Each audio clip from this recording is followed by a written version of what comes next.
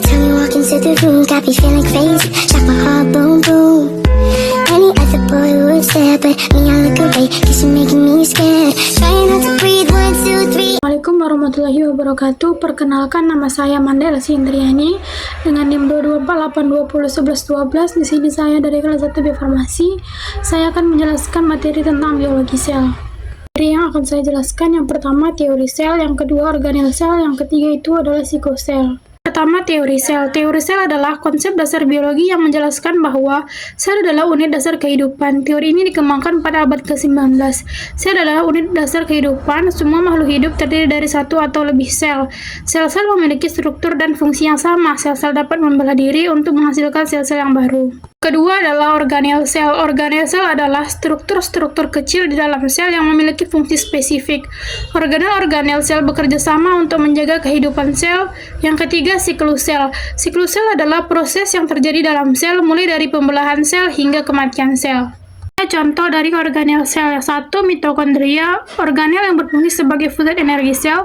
Yang kedua, nukleus, organel yang berfungsi sebagai pusat kendali sel. Yang ketiga, lisosom, organel yang berfungsi sebagai tempat pencernaan sel. Siklus sel yang pertama itu interfase, tahap pertumbuhan dan persiapan sel untuk membelah. Yang kedua itu profase, tahap persiapan sel untuk membelah di mana kromosom mulai terbentuk. Yang ketiga itu metafase, tahap di mana kromosom berbasis di tengah sel. Yang keempat itu ada anafase, tahap di mana kromosom berpisah dan bergerak ke arah kutub sel. Yang kelima itu ada telofase, tahap di mana kromosom mencapai kutub sel dan mulai terbentuk menjadi nukleus.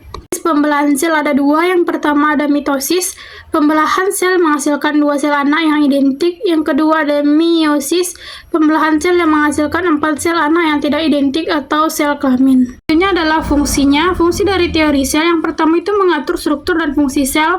Sel adalah unit dasar kehidupan dan memiliki struktur dan fungsi yang spesifik.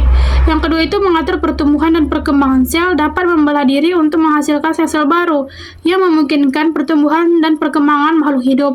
Yang ketiga, mengatur fungsi biologis. Sel-sel memiliki fungsi biologis yang spesifik seperti menghasilkan energi, mensintesis protein, dan mengatur ekspresi gen. Dua fungsi dari organel sel. Yang pertama, menghasilkan energi. Mitokondria menghasilkan energi untuk sel melalui proses fosforilasi oksidatif.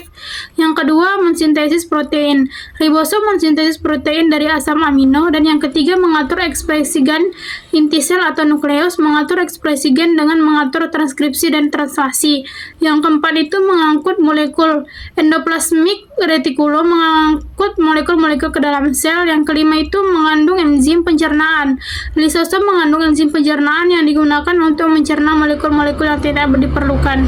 Fungsi dari siklus sel yang pertama mengatur pertumbuhan dan perkembangan. Siklus sel mengatur pertumbuhan dan perkembangan makhluk hidup dengan mengatur pembelahan sel. Yang kedua mengatur fungsi biologis. Siklus sel mengatur fungsi biologis sel dengan mengatur ekspresi gen dan sintesis protein. Yang ketiga mengatur kematian sel. Siklus sel mengatur kematian sel dengan mengatur apoptosis atau kematian sel terprogram. Yang keempat mengatur perbaikan sel. Siklus sel mengatur perbaikan sel dengan mengatur proses perbaikan DNA. Perbedaan dilihat dari yang pertama itu konsep dasarnya, teori sel, organel sel, dan siklus sel. Yang pertama teori sel, konsep dasarnya itu konsep dasar biologi yang menjelaskan bahwa sel adalah unit dasar kehidupan. Organel sel, konsep dasarnya itu struktur-struktur kecil di dalam sel yang memiliki fungsi spesifik. Dan siklus sel, konsep dasarnya itu proses yang terjadi dalam sel mulai dari pembelahan sel hingga kematian sel. Selanjutnya, perbedaan dilihat dari fokusnya. Pada teori sel, pada struktur dan fungsi sel sebagai unit dasar kehidupan. Dan organel sel fokusnya pada struktur dan fungsi organel-organel sel seperti mitokondria, ribosom, dan lisosom. Yang ketiga, siklus sel fokusnya pada proses-proses yang terjadi dalam sel seperti pembelahan sel, pertumbuhan, dan kematian sel. Terakhir, dilihat perbedaan dari cakupannya. Teori sel mencakup semua aspek sel termasuk struktur, fungsi, dan interaksi dengan lingkungan. Yang kedua, organel sel. Cakupannya, organel sel mencakup struktur dan fungsi organel-organel sel serta interaksi antara organel-organel sel. Dan yang terakhir itu siklus sel siklus sel ini mencakup semua proses yang terjadi dalam sel termasuk pembelahan sel, pertumbuhan, dan kematian sel. Dan utama antara teori sel, organel sel, dan siklus sel adalah teori Teori sel berfokus pada struktur dan fungsi sel sebagai unit dasar kehidupan. Yang kedua, organel sel fokus pada struktur dan fungsi organel-organel sel. Yang ketiga, siklus sel fokusnya pada proses-proses yang terjadi dalam sel, seperti pembuahan sel, pertumbuhan, dan kematian sel. Struktur dari teori sel, organel sel, dan siklus sel. Pada teori sel, strukturnya yang pertama itu sel adalah unit dasar kehidupan yang memiliki struktur dan fungsi spesifik.